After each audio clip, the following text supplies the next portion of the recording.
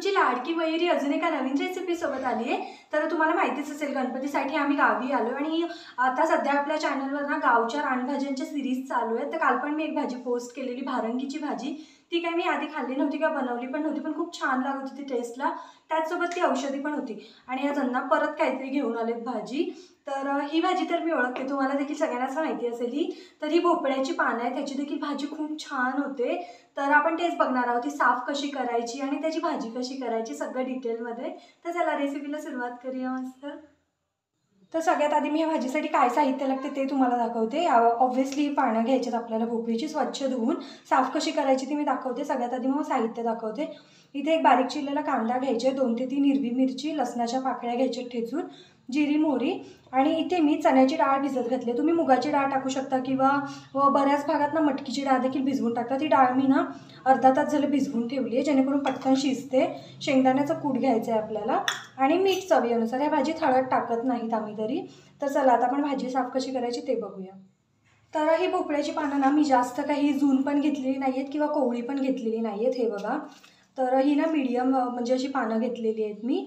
हे बघा, बघू शकता छान अशी आहेत। हे बघा ताजी ताजी पानं आहेत। ही बघा, ही मोठी पानं जरी दिसत असली ना तरी पण ही कोवळी पानं आहेत एकदम। मी स्वच्छ धुवून घेतली आहेत। तर ही साफ कशी करायची तर हे बघा, ह्याच्या ना शिरा असतात ना, हे आपल्याला काढून घ्यायचे ना। तर खाताना असं जिभेला लागतात त्या। तर इथून वरतून देठाला असं पकडायचं, हा देठ थोडासा आपल्याला ना असा ब्रेक करायचा आहे। हे बघा, आणि हे शिरा अशा अलगदपणे ना काढून घ्यायचे आपल्याला। हे बघा, हे बघा ऑटोमॅटिक सगळ्या निघतात, फक्त देठ प्रॉपर पकडायचं आहे आपल्याला।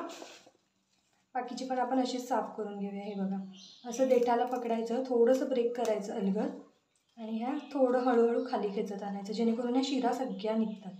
हे बघा, तर आणि मग ह्या शिरा काढल्या की असं ना पानं आपण मेथीची भाजी वगैरे कशी चिरतो तशी बारीक बारीक चिरून घ्यायची आपल्याला। आणि आधी धुवून घेतली त्यामुळे आता धुवायची काहीच गरज नाही आहे। जर आधी तुम्ही धुतली नसेल तर आता चिरल्यावर धुतली तर चालतील। हे बघा, अशी बारीक बारीक ना चिरून घ्यायची आपल्याला। तर मी बाकीची पण भाजी साफ करते आणि अशीच चिरून घेते।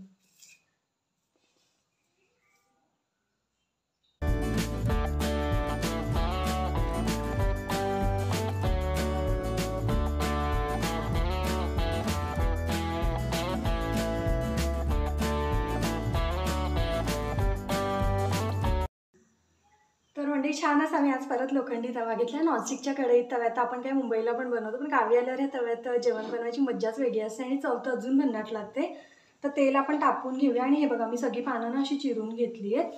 ह्याला इंग्लिशमध्ये काय रेड पंपकिन लीफ पण म्हणतात। हे ना पावसाळा सुरू झालं की यायला सुरुवात होते आणि गावी तुम्ही बघाल ना प्रत्येकाच्या दारासमोर हे झाड तुम्हाला दिसेल। तर हे बघा, तेल छान तापत आलंय। तर ह्याच्यामध्ये मी अर्धा चमचा जिरं आणि अर्धा चमचा मोहरी ॲड करणार आहे। छान तडतडू द्यायची आहे जिरी मोहरी, जेणेकरून चव छान येते आपल्या फोडणीला।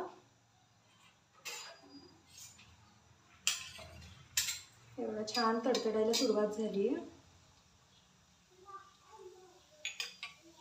मस्त जिरी मोहरी तडतडली आपली। आता त्याच्यामध्ये मी ते 2 ते 3 बारीक चिरलेली हिरवी मिरची ॲड करणार आहे। मिरची पण छान थोडीशी तळू द्यायची आहे। त्याच्यानंतर ह्याच्यामध्ये मी इथे 10 ते 12 लसणाच्या पाकळ्या घेतलेत ठेचून, त्या पण तळून घ्यायच्यात आपल्याला व्यवस्थित। आणि लसूण तळला ना त्याच्यामध्ये आपल्याला कांदा टाकायचा, तो तळून मग त्याच्यामध्ये डाळ टाकायची आहे। आणि आता ह्याच्यामध्येच मी मीठ पण ॲड करणार आहे, जेणेकरून आपला कांदा पटकन सॉफ्ट होतो। आणि बाकीचं जास्त काही ॲड करत बसायचं नाही, ह्या भाज्यांची चव निघून जाते। 1 ते 2 मिनिटं हे छान परतलंय। आता ही आपली भोपळीची पानं टाकायची ह्याच्यामध्ये।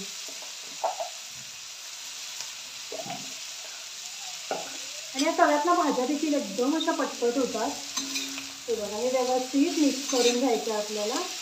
आणि इथे फुल गॅसच ठेवायचं, जोपर्यंत भाजी सॉफ्ट होत नाही ना तोपर्यंत।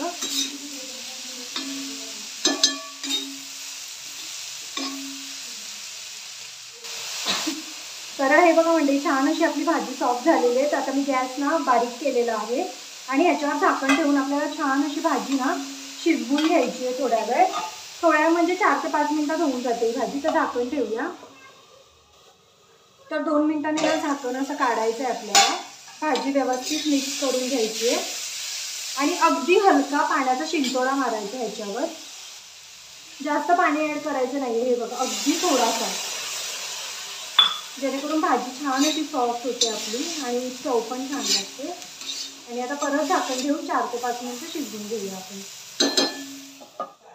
तर 3 ते 4 मिनिटं मी भाजी छान अशी शिजवून घेतली आहे. हे बघा, थोडीशी अजून शिजावी लागणार आहे ती.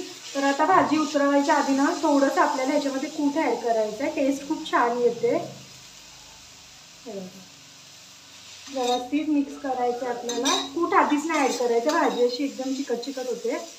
तर मी आता एकदम एंडिंगला कूट ॲड केलं आहे. हे बघा, परत भाजी व्यवस्थित मिक्स करायची आणि परत झाकण ठेवून 1 ते 2 मिनिटं शिजवून घ्यायची आपल्याला भाजी. तर मंडळी, मस्त अशी आपली भाजी रेडी आहे भोपळ्याच्या पानांची. आणि बघू शकता कसली भन्नाट दिसते आणि लागते ते इतकी छान ना.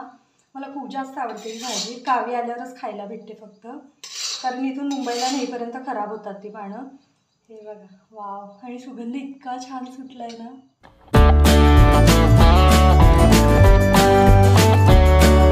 तर मंडळी, मस्त अशी आपली भोपळ्याच्या पानाची भाजी रेडी आहे. ती अगदी झटकन आणि कमी साहित्यात होते, कमी वेळात होते. तर तुम्ही देखील ही भाजी कधी खाल्ली आहे का? खाल्ली असेल तर तुम्ही कोणत्या पद्धतीने बनवता मला कमेंट करून नक्की कळवा. आणि सुगंध इतका छान सुटला आहे ना, छान असं आता तांदळाच्या गरमागरम भाकरीसोबत मी खाणार आहे. तर व्हिडिओ आवडला असेल तर लाईक, शेअर करा, चॅनलला सबस्क्राईब करा. भेटत राहील मी अशाच नवनवीन व्हिडिओसोबत. टिल देन बाय गाईज, खात राहा, मजेत राहा.